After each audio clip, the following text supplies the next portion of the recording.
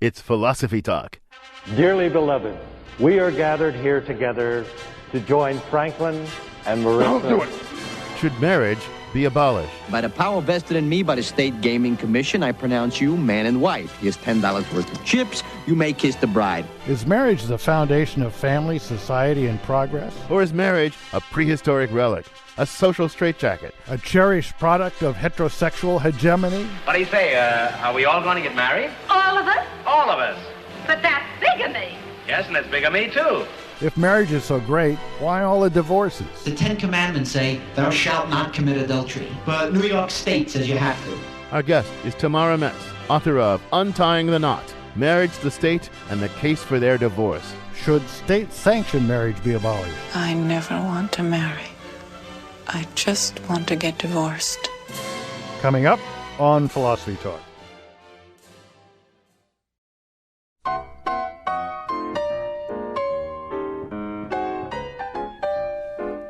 Welcome to Philosophy Talk, the program that questions everything. Except your intelligence. I'm John Perry. And I'm Ken Taylor. We're coming to you from the studios of Oregon Public Broadcasting in Portland. Continuing conversations that begin at Philosopher's Corner on the Stanford campus. Today, should marriage be abolished? Well, that's a real punchy and provocative way to ask our question, Ken, but we need to be careful. Nobody wants to abolish marriage in the way that slavery was abolished. We don't want to suggest that there's somebody out there that thinks people should be forbidden from marrying. Well, but John, as you know, some people actually are forbidden from marrying. In most places in the United States, gay couples are not allowed to marry. And once upon a time, interracial couples were not permitted to marry. Well, so there's a question. Are the legal inequalities between those who are permitted to marry and those who are not permitted to marry morally or politically even defensible? But that's not the same as asking whether marriage should be abolished. Well, that's true. You've got a point there. But you know, there are places where marriage is actually disappearing on its own accord, even without anybody actively trying to abolish it. In Sweden, for example, more and more couples simply cohabitate without bothering to get married, even when they have children. Well, but, I mean, the Swedes drive Volvos and Saabs and live amidst the snow and all that. Is the question really whether we Americans ought to become more like the Swedes? No, not necessarily. Not necessarily. Let's go back a step, though. Suppose, just for the sake of argument, that the inequality between people who are allowed to marry and people who are not is not morally, politically, or even rationally defensible. What then? Well, that's a pretty contentious assumption. I mean, people are willing to go to the barricades to defend marriage as we currently know it, especially against the encroachment by gays and lesbians into that cherished institution. I know, but humor me for a moment. Just suppose that we reject all those arguments offered up by people at the barricades defending marriage against gays and all that. What then? Well, on that assumption, I guess, why wouldn't we just say that any two consenting adults, regardless of their race or gender or sexual preference or whatever, ought to be legally permitted to marry? Yeah, but that's right. But isn't there really a prior question? Why is marriage, ask yourself, why is marriage such a hot-button issue in the first place? Why are so many people who were previously excluded from it clamoring for the right to marry, while so many others are determined to deny them that right? Well, because marriage is a good thing. Well, the Swedes apparently don't think so. And if you consider our rising divorce rates, apparently a lot of people who have experienced for themselves don't think so either. Well, it may not work for everyone, but what I mean that the status of being married, legally married in the eyes of the state, brings with it all sorts of social benefits. Access to health insurance, hospital visitation rights, the right to file joint tax returns, and a lot of other stuff. Well, you're saying that the state showers those who marry with benefits that it doesn't extend to those who don't, or it won't allow to marry. But look, why should the state be in the business of favoring the married over the non-married in the first place? Well, because marriage is a good thing. You already said that. Yeah, but I mean something slightly different this time around. It's good in the sense that marriage makes for stable families, and stable families make for well-brought-up children, stable communities. Stable communities make for a stable state. And isn't just obvious that the state has an interest in promoting such stability? Well, maybe it is obvious, but think of marriage as just one form of, let's call it, intermittent entanglement, to coin a phrase, among others. There's also cohabitation, deep, long-lasting, even non-sexual friendships, all kinds of partnerships. Look, if you let your imagination run wild, I'm sure you can think up many possible forms of intimate entanglement among consenting adults. You're suggesting that it's not marriage as such, but intimate entanglements in your clever wording, possibly in a wide variety of forms that promotes the kind of stability the state really has some reason to favor. Exactly. And if that's right, then why should the state single out marriage as like the most favored and privileged form of intimate entanglement? Why should it bother endowing this one particular form of entanglement among adults with a special legal status? So that's really what we're asking when we ask, should marriage be abolished? Right. So now that we're clear what the question is, why don't we bring in someone who can help us think through the answer? That would be Tamara Metz, author of Untying the Knot, Marriage, the State, and the Case for Their Divorce. She'll be with us in a minute. But first, our roving philosophical reporter, Caitlin Esch, talks to someone whose livelihood depends on state-sanctioned marriage. She files this report. For Oakland-based wedding planner Karen Hester, business has been a little slow lately. That's because she works with gay and lesbian couples. Welcome back. Prop 8 kills any hope for same-sex marriage, even though the California Supreme Court has ruled it law. There is passion on both sides of this debate. We have here in the studio. I think a lot of people are feeling like they're in limbo because of Prop 8 in California, which has made it illegal for gays and lesbians to get married. For 5 months back in 2008, same-sex marriage was legal. But then voters passed Proposition 8, which made it illegal again. Later, a judge overturned Prop 8, and the case continues through the court system. Long story short, same-sex couples still cannot get married in California. Me and my baby on a February holiday. But in that 5-month window, about 18,000 couples rushed to City Hall. And in fact, that's turned out to be smart because those are the marriages that are being upheld right now, those marriages that happened during those months. There's the love that's gonna shine at City Hall. Of course, same-sex couples can still become domestic partners, which affords a lot of the same legal rights in California. And they can celebrate with commitment ceremonies. But for many, it's just not the same as marriage. I mean, I think marriage has always conferred a certain level of respect and security, social approval. I mean, all those things that are conscious and unconscious, perhaps. Which is why Matthew Chait and Will Scott married in 2008. I can remember it was the same day I came home from school and Will came home from work, and we'd both been thinking the same thing, that we'd better go down to City Hall before the opportunity was gone. Chait is a lawyer, Scott is an Episcopal priest. They met at a party 8 years ago. I knew pretty early that I wanted to be married to Will, actually.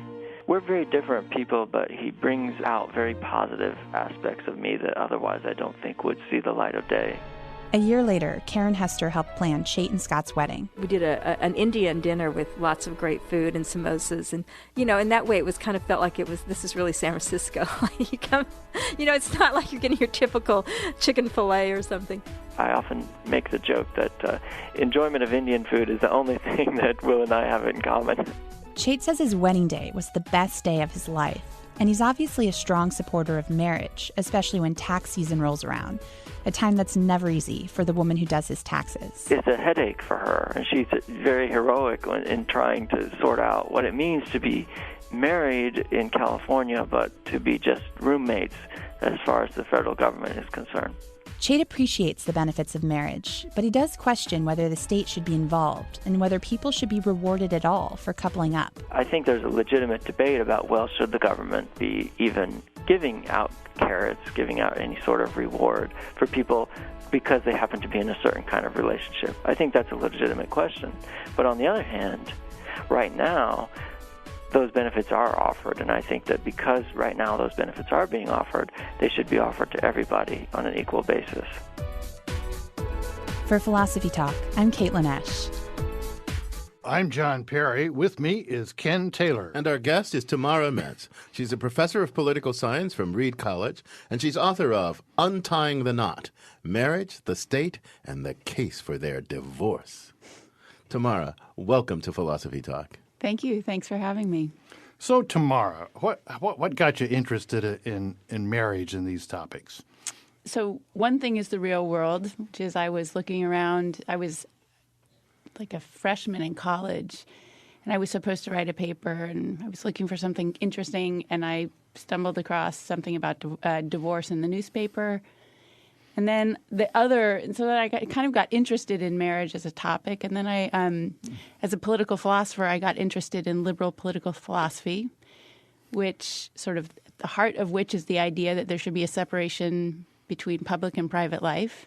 And it struck me that marriage was a very problematic institution for liberal political thought because it was both so public and so private. So that sort of started the thing when I was an undergrad. Okay, now the title of your book is Untying the Knot, Marriage, the State, and the Case for Their Divorce. That makes it pretty clear where you stand. But I want you to help us by first giving us the best argument of all the arguments that are out there. You may think they're all no good, but pick the best one for state-sanctioned marriage. Why do people who think there should be such a thing justify it? Well, I have to say, none of them are very good, but I'll give you what I think is the best, which is that state-sanctioned marriage, or marriage in general, what it does is that it provides a way that society can recognize and support what intimate caregiving or intimate care. Another way to describe that is the stuff that happens mostly in families, broadly defined. And the thing about intimate care is that it is both essential, that is for individuals and society. Without it, individuals can't thrive, can't survive, neither can society. But it's also risky because it requires you to put goods into other people without a guaranteed payback. So marriage, the nice thing about marriage is that it creates this a status, a bundle of rights and benefits that the state gives to people who say to publicly, we'll engage in this risky activity. And that's really important. Otherwise, that risky activity might not happen. That sounds like so you're going to tell us, I guess, in a bit why that's a bad argument. That sounds, you said none of these arguments are very good. That actually sounds pretty compelling to me. Look, people need to care for each other. Absolutely. Children need to be raised. People need to be cared for in their old age. One marriage is is at least formally a vow for life to care and love and concern. And the state says, yes, you go, folks. You do this, and we'll encourage you to do this. That sounds like a really good thing, that the state should encourage people to care for one another in these deep, lifelong ways. Oh, I'm completely for that. I think having the state support that kind of activity is, I think, absolutely essential. Having society do it, and because we live in a state-centered world, the state's got to be involved in it. Well, so, I mean, the state didn't invent marriage. No. Right? I mean, any more than it invented farming or lots of other things. The state comes along and is presented with these institutions. And these institutions aren't necessarily justified by liberal political philosophy. That's right. There's no original compact. You can go back and make sure they're okay. Now, some of them just seem like pretty good institutions. I've been married, I must admit, for 49 years. We've got 3 kids, 10 grandkids. A lot of good things exist, like every positive aspect of my life that wouldn't have existed if we hadn't been married.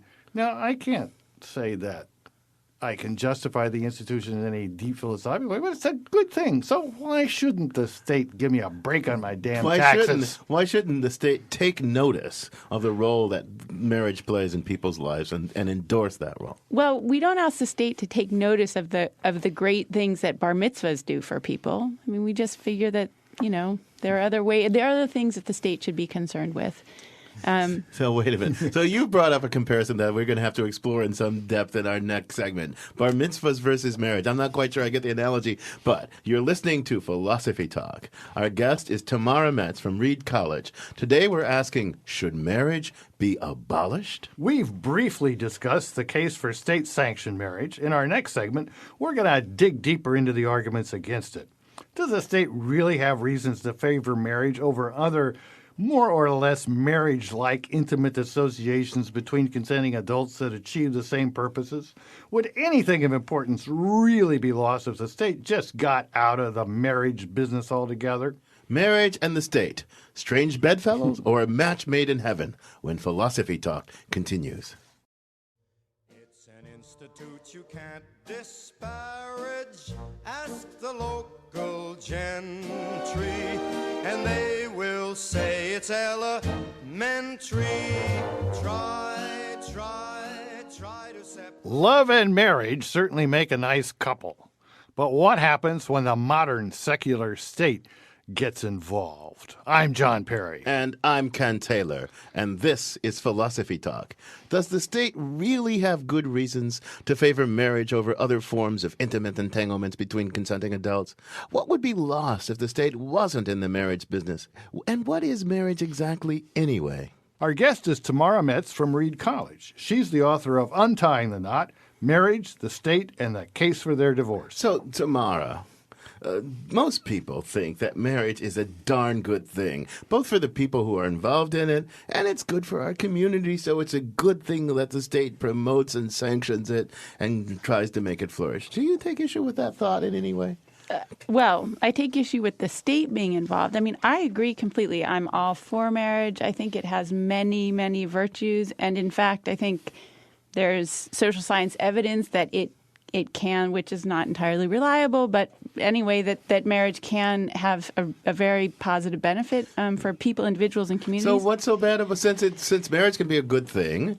Look, exercise is a good thing. The state has campaigns to get people to exercise and diet. Well, since you grant that marriage is a good thing, both for the people involved and for the community, what's so bad about the state being involved? Well, I don't see what's so bad about the state being involved. So let's start here. I think the state being involved in marriage is bad for marriage. And the reason is that when the state is involved in an institution, it needs to respond to the entire community which is to say this very diverse mix of people that make up our citizens. And so the definition of marriage that the state proffers is a flat, thin, it's not what really makes marriage work. I think I'm hearing a kind of liberal Rawlsianism in your voice. I'm not sure. So here's the because you said the state's the definition of marriage that it proffers is flat. So it excludes, say, things like gay marriage, things like polygamous marriages. So you could think of marriage taking all kinds of different forms, but the state says, no, it just should take that form. And you think that's bad? Why is it bad for the state to favor this particular form of marriage rather than lots of different possible forms? So I'm not opposed to the state preferring a certain form of intimate care, although I would make the argument that it should prefer a very broad definition of intimate care. But the problem with it being involved in marriage is that when the state defines and confers marital status, it puts the state in the role of something akin to, let's say, a priest or a rabbi, which is to say, an authority that is wielding ethical authority, what I call ethical authority, which is a sort of thick, comprehensive account of what it means to be part of the community and in a relationship with another person. And I just don't think that from a liberal perspective, which is to say classical liberal perspective, not liberal. Right. Many conservatives are classical liberal. That's right. Yeah. But then, when I got married in 1962, I mean, I have to recall what did the state have to do with it? Well, we got a marriage license, and that costs some money, and that's one thing the state likes to do is collect money anytime it can. And we had to get our blood tested, and that I believe was a state requirement. And that was about it. Everything else, I think we were married in a congregational church. I mean, and I'm sure many things were said that should affect us. So the state seemed to have a fairly light hand. Now, as society has developed, there's all these issues that the state is being asked to take a position on. And one thing it can do is take this position that, no, marriage is between a male and a female, and that's it. And that would definitely be hard to justify, in my opinion. Another thing it could do, which wouldn't be getting out of marriage, but would be to recognize, oh, no, there's a lot of different relationships that are functionally equivalent. Compare farming. Farming is something people have done long before there was a United States, long before there was any state. Farming may be a terrible idea. Maybe when Cain slew Abel, it would have worked out better if they'd, given up the farming and stepped with the hunting. I mean, but they didn't. It's there. The state comes along, and it's an important form of commerce and contractual relationships that it has to deal with, and it just assumes that farming means a family on a farm. Then things change. The state is under all kinds of pressures. You should recognize corporate farms. Oh, no, you shouldn't allow corporate farms, so forth and so on. And it works its way through those problems.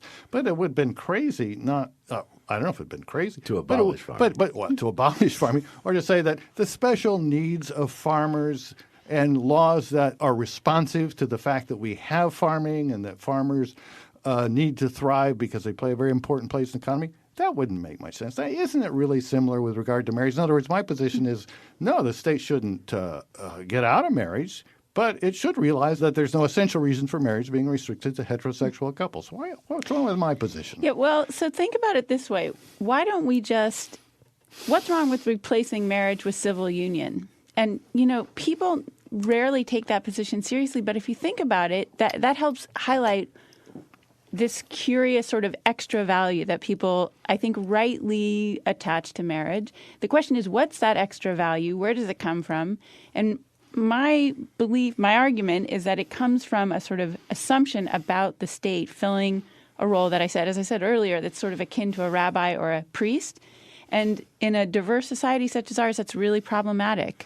Right. I mean, marriage is not just some kind of contractual relation that the state recognizes and says and backs up through its enforcement mechanism. It's more than that. It's this deep social status endowed with meaning that's tied to our history and culture, and the state kind of in recognizing marriage recognizes that, and mere civil unions is not that thing enough. But you know what? I want to let some callers in here. You're listening to Philosophy Talk. We're asking the question: should marriage be abolished? With Tamara Metz from Reed College, and we've got a caller on the line now, Brian in Portland. Welcome to Philosophy Talk, Brian. Hi, thanks for having me on. I think you just actually covered one of my major points, which is that marriage provides a real contractual framework, so that cohabitation doesn't. And I've heard horror stories of people who cohabitate for years, and then when they break up, there's no safety net of a divorce court to help them sort out the issues, and you end up with, people destitute on the street because they had never had any legal relationship to the person they were, the person they were living with. Right. But I think that's one of the major things that it really does provide. But otherwise, I would agree that the state should get out of a lot of the other details that it gets into, defining it between a man and a woman, or tax breaks or anything like that. But I think the contractual framework, like a civil union setup, I think is very important. I think we just lost Brian. But look, Tamara, I think he's asking a good question. But he seems to want to think an important role for the state is in marriage as a contractual relationship and protecting the parties to that contract. What do you think about that? No, I agree completely that it's very important for the state to provide a status that protects couples and, frankly, groups. Anyone who wants to enter into an intimate caregiving union and take on the benefits and burdens that would require, because, as I said earlier, it's risky being in those, and it's good. Right. So if you're the one who's doing most of the caregiving, say, and the other person's doing most of the breadwinning, and if they can just walk away, and then you've spent all your time caring, and they've spent all their time winning bread, do you get any of the bread? That's exactly right. That's a big question. So the state has to guarantee that. That's right. But the question, does that right there justify marriage as opposed to anything else? I don't think so. I don't think it does. What I think it justifies is some sort of status for intimate care units. Of course, the debate that we would need to have then as a society is what counts as intimate care. The virtue of getting marriage out of the discussion is that we actually focus on what I think is the crucial issue. I mean, marriage, we're never going to agree. We're diverse. We're never going to agree about what marriage is. Well, we're diverse, and I mean, compared to other countries like Sweden or Spain, in both of which there are enormous number of couples that are to all intents and purposes, we might say, married, but they don't want to get married. And it mostly has to do with complications that come from the church and then are approved by the state. That's really not the way it is in the U.S. I mean, the U.S., people look at it now because we have these rather new situations with gay marriage, but traditionally the role of the federal and state governments in America was to keep marriage from getting weighted down with too much and so forth and so on, and to allow it to be a diverse institution. But having said that, let me add a question here. Let's go back to Mormonism and statehood for Utah. They had to give up polygamy. Now, if things had been working then the way you want them to work, there wouldn't have been any basis for that. That's right. But suppose somebody said, well, look, if you look at it mathematically, you say, why should marriage be one man, one woman? Why not one woman, 10 men? Why not one man, 10 women?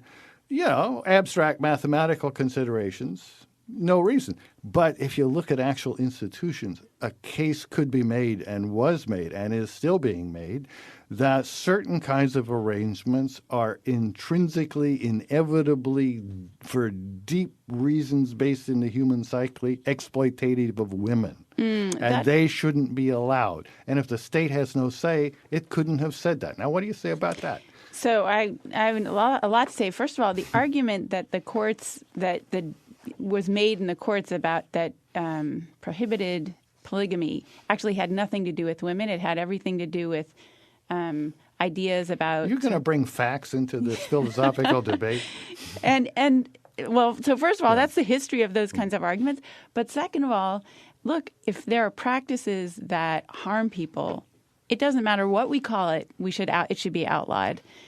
So clearly, there should be laws that outlaw relationships between underage. So the state getting out of the marriage business is not state getting out of the protection of citizens business from exploitation and abusive, all kinds of things. That's one of the main functions of the state. And we've got a caller. Yeah, we've got a caller on the line, Sean in Portland. Welcome to Philosophy Talk, Sean. Hi, thanks for taking my call. I really love your show. Well, thank you. I guess I'm almost in favor of a penalty if you're going to get married, because as I understand how marriage works, if you're an unmarried person, if your partner passes away and you weren't working, you get no benefit. But if you're a married person and you didn't ever work, you're just a caregiver, and you didn't out of the home, you get the benefits that your working partner had achieved. And so you actually benefit from the state for entering into this agreement. What are your thoughts on that? Tamara, you have a thought about that? That seems like a good thing that people in marriages who take on these costly caregiving relationships should be rewarded and protected from doing that. But I agree, except that I would say get rid of the marriage stuff. Let's call it an intimate caregiving union or an ICGU. All right, it's a terrible name, but it's a terrible phrase. Right, but you get the gist. Let's call it that, and then people can opt into it. And if they, God forbid, someone passes away, well, I guess everyone passes away at some point. To ICGU. That's right. Will you ICGU me? That seems weird. So look, here's a worry that you could have about your view. It sounds maybe kind of semantic. You know, it's just you're changing the word. You're saying let many forms of marriage flourish. Let marriage change its meaning, and we'll just call it something else, but it's still marriage. So you're not really a marriage abolitionist. I mean, is this a semantic debate or what? Yeah, no, it's not a semantic debate for precisely the reason that you actually articulated earlier, which is that marriage is an institution that has a very long, meaningful history. That's why I think it's plausible to say that when the state defines and confers marital status, it's sort of squeezing into this priest-like role.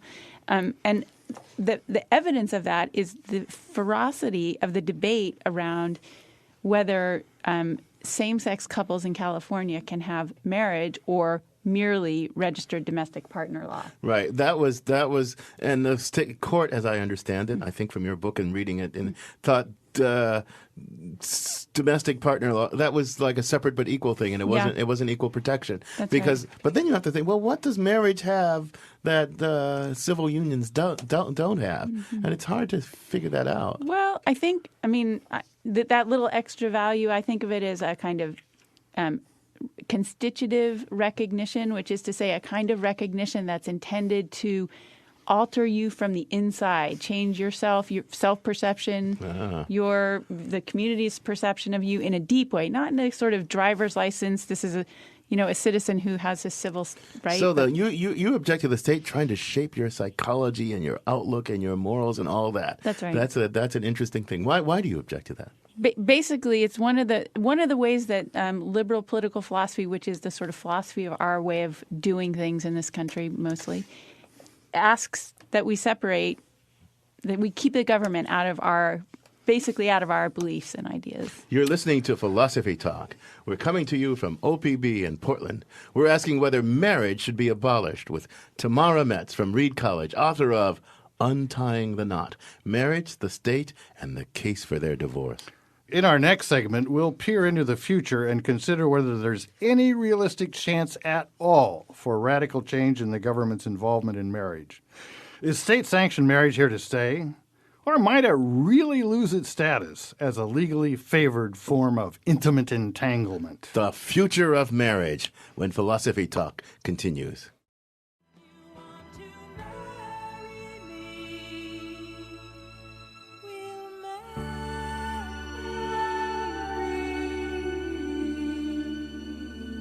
This is Philosophy Talk. I'm John Perry. The program that questions everything except your intelligence. I'm Ken Taylor. Our guest is Tamara Metz, author of Untying the Knot, Marriage, the State, and the Case for Their Divorce. And we've got Sam in Portland on the line. Welcome to Philosophy Talk, Sam. Thank you very much. Thank you. I agree with a lot of things that Tamara is saying, which is pretty awesome. But one wrinkle that I wanted to bring up for, I think, the younger generation is that a lot of younger people are having kids and don't feel the necessary need that they have to get married before the kid is born. And that's happened to me. And we actually have been engaged for 5 or 6 years now and haven't gotten married for financial reasons because she's going to college and she's getting a lot more financial aid as a single mother than if we got married and had to include my income, which would make it so that she wouldn't be able to attend school. And, I'm a teacher, so I don't make a ton of money, but not a tiny amount either. So it's an interesting wrinkle with the whole idea of marriage and what the positives and negatives are of going into that contract. Thanks for that. Thanks for the comment. So Tamara, I've read in Sweden, one of the reasons that marriage is disappearing in Sweden is because the benefits that in places like the U.S. attached to marriage, attached to the individual, so people don't feel any great pressure to get married. Sam's sort of telling a story how we might be evolving to be more like the Swedes. What do you think of that? Well, I think for us to become more like the Swedes is going to take a lot more work than getting rid of marriage. I think the reason that the Swedes are able to do what they do is they have a very robust social welfare program state, and we don't. And so I think one of the ways that the state currently uses marriage is essentially to take care of social welfare issues on a sort of semi-private, which is to say in the family. So do you think the Swede way of taking care of social welfare is morally superior to ours in some sense? I mean, politically more defensible? I mean. This is complicated actually because I mean the danger with the Swedish approach is that I think actually it squelches diverse ways of choosing to live your intimate lives actually because you have to conform to certain models in order to get those benefits. So it's complicated. John, you got some emails. Yeah, but I just want to make a comment. In Spain, where I've actually talked to a lot of not so young couples, often with several kids, why don't you get married? It's not usually that there's no benefit. It's that they just know so many people who've gotten divorced, and that, at least in Spain, is incredibly more difficult and complicated once you've gotten married. And there, of course, marriage, I believe, requires some kind of church sanction. Okay, let's go quickly through some emails. We've got more than I can deal with here, but I'll read some of the first ones that came in.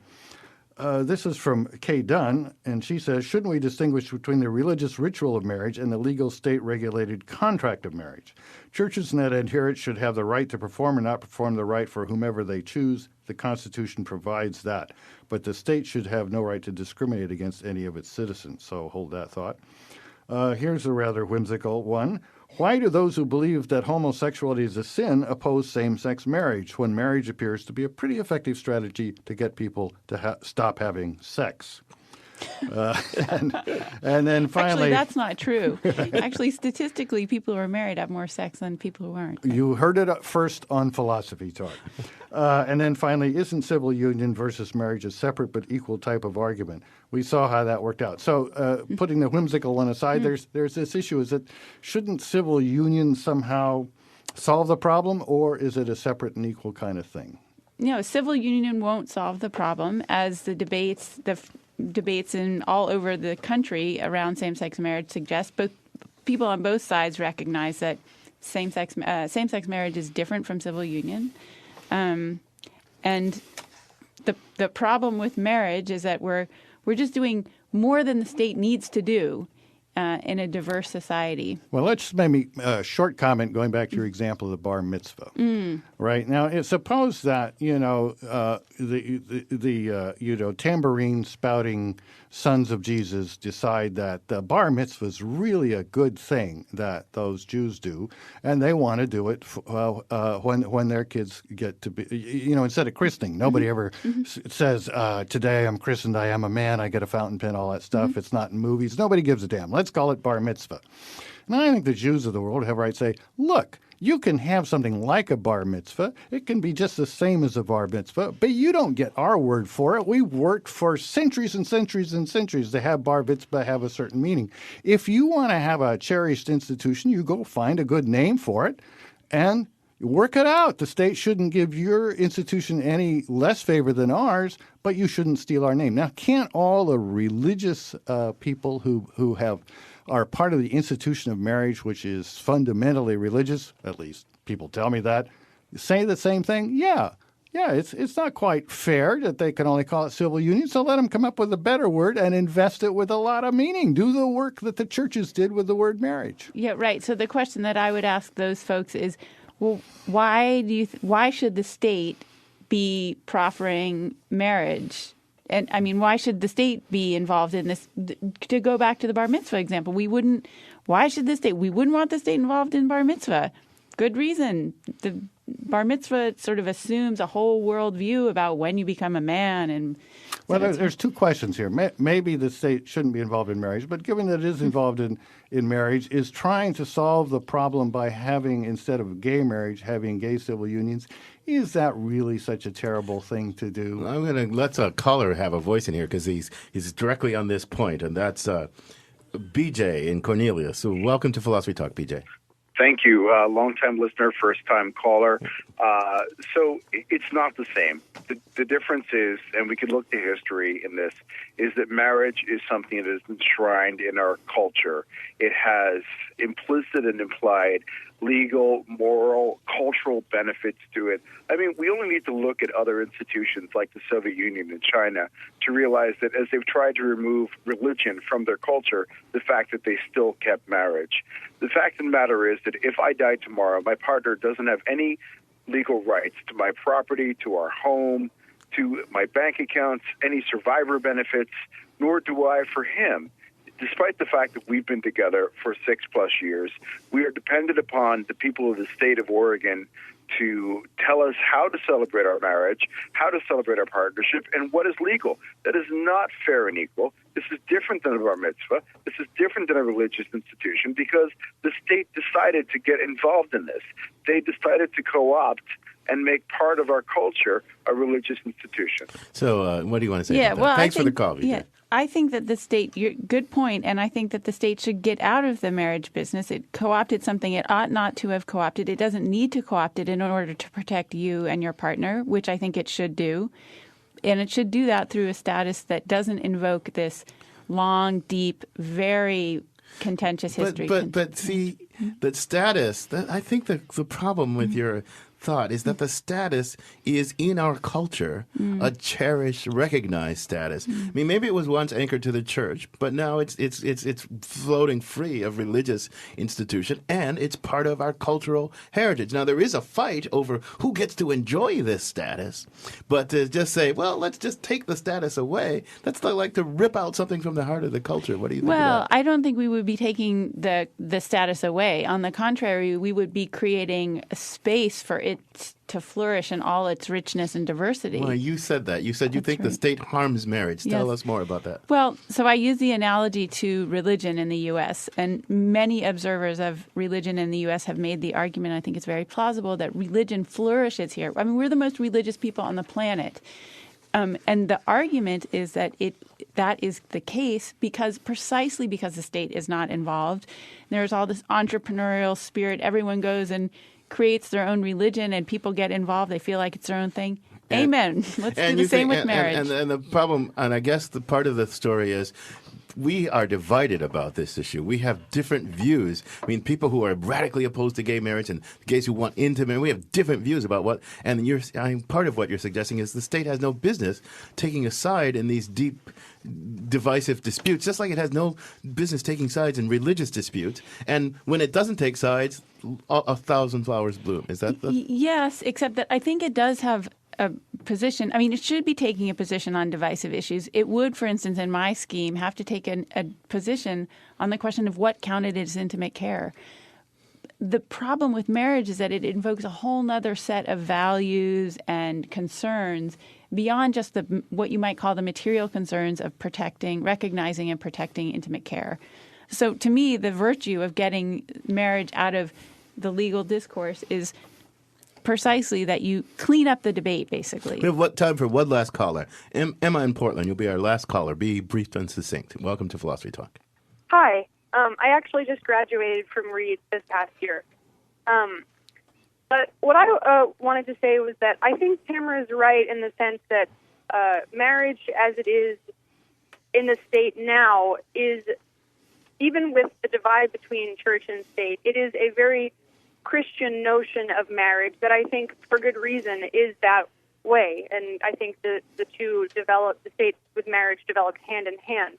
And it is precisely for that reason that the sort of afterlife and a whole set of ideological and moral things are at stake is what prevents marriage now from going in different directions, and why the idea of whittling it down to civil union would improve the diversity of what the union of individuals could take. And right now, a particular moral and ideological framework is shaping civil union. Well, thanks for that comment, Emma. This is your last comment, so tell us respond to that and whatever else you want. Lots of people worry that this is just that this intimate caregiving union would just take on all the same baggage as marriage, and I say we worry about that when we cross that bridge. Well, might not intimate caregiving unions become a cherished institution too? I mean, but they wouldn't. It would not likely invoke the same sort of religious tradition of changing you from the inside, according to the cultural norms of some communities. You really think the state has no role in shaping the basic psychology of its citizens? As much as possible.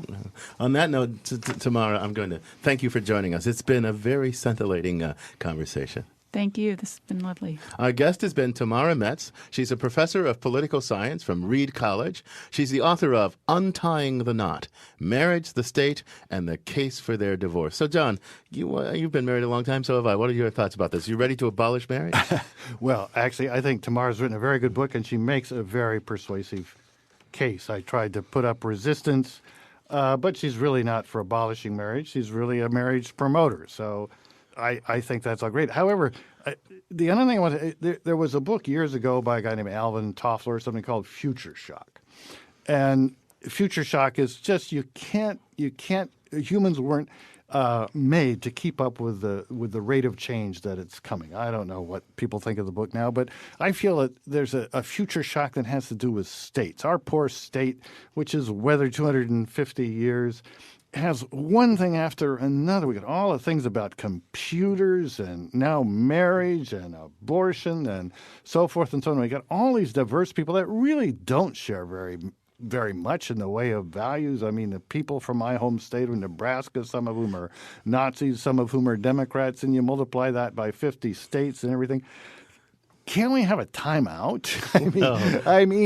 And then that decisions need to be made by this horrible institution of Congress that's undemocratic and full of yahoos. So I do hope if things go the way Tamara wants them to, they at least go state by state. Well, that's an interesting thought. I mean, there's lots more that we could talk about. And this is a big, complicated question. My thought is that I think people are polymorphously perverse, and I don't see why the state can't recognize their polymorphous perversity and let 1,000 forms of marriage bloom. I really do think in the end there's basically something semantic going here, but I'm not really sure. But you know what, John? This conversation continues on our blog, the blog.philosophytalk.org, where our motto is Cogito Ergo Blogo. I think, therefore I blog.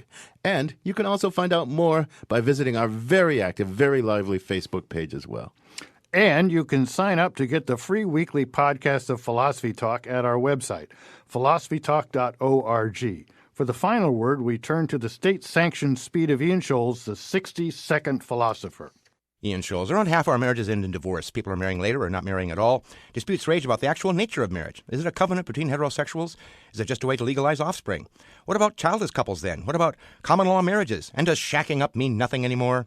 We are all about privatizing these days, everything from schools to highways to infrastructure. If marriage is so fraught, morality-wise, why not take marriage out of government altogether and into the free marketplace, where morality is never an issue? First off, we would free up hundreds of justices of the peace who could be resolving traffic violation issues instead of binding people together who are just going to break up in 3 years anyway. And privatizing marriage could be a real cash cow. No more piffling marriage licenses. Replace them with service contracts, long and short-term leases, rental agreements, and, of course, vouchers. America loves vouchers. I have started a website, GetHitched.com, a wholly owned subsidiary of Scholes Co., the company with a heart. We'll handle it all for you. Whether you want a full-tilt marriage boogie with church, preacher, reception, and drunken bridesmaids, or a simple in and out with a bored notary public presiding. GetHitched.com also provides short-term loans to help you get through this most precious of life's events. And our trained counselors are standing by to help you decide what you want from a marriage, a partner, a pal, a sexual release, a money pit. It can all be yours with easily manageable monthly installments. Models and templates are already in place. There's the plug-and-play option, pay-as-you-go, pay-per-view, or even real-time, real-life, fee-based streaming. Who takes out the garbage? Who buys the food? What is the frequency and intensity of sexual encounters? How many kids do you want? And how old do you want them to be before they start to hate you? We can decide all that for you. We will even provide adulterous partners for you, discreetly. Who pays who in the marriage unit? Well, again, that's up to the couple to decide. To aid in that decision, our team of lawyers is there at your disposal. And our free calendar keeps you abreast of anniversaries, birthdays, holidays, and payment schedules. We'll ghostwrite love letters, emails, and tweets. If you opt for the Supremo Deluxe package, we will even have sex with your spouse if you're tired or not in the mood. If at any time you want to terminate the marriage, simply stop paying, and our squad of enforcers will be there within 48 hours between the hours of noon and 5 to separate you with crowbars. Sound good? You bet. So give us a shot. Go to GetHitched.com, a wholly owned subsidiary of Scholes Co., the company with a heart. Well, the heart has been outsourced, actually. It's in a warehouse somewhere in India. I gotta go.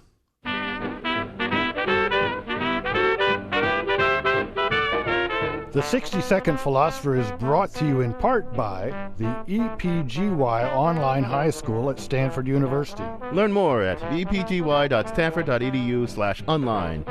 Philosophy Talk is a presentation of Ben Manila Productions and the trustees of Leland Stanford Junior University, copyright 2011. Our executive producer is David Demarest. Our production coordinator is Devin Strolovich. Our directors of research are Daniel Elstein and Ben Hirsch. Leah Weiss is our webmaster. And special thanks to Chris Hoff, Merle Kessler, Corey Goldman, Dave Millar, and Mark Stone. Support for Philosophy Talk comes from various groups at Stanford University. The Friends of Philosophy Talk, and the members of KALW San Francisco, where our program originates. The views expressed or misexpressed on this program do not necessarily represent the opinions of Stanford University or of our other funders, even when they're true and reasonable. The conversation continues on our website, philosophytalk.org. I'm John Perry. And I'm Ken Taylor. Thank you for listening. And thank you for thinking.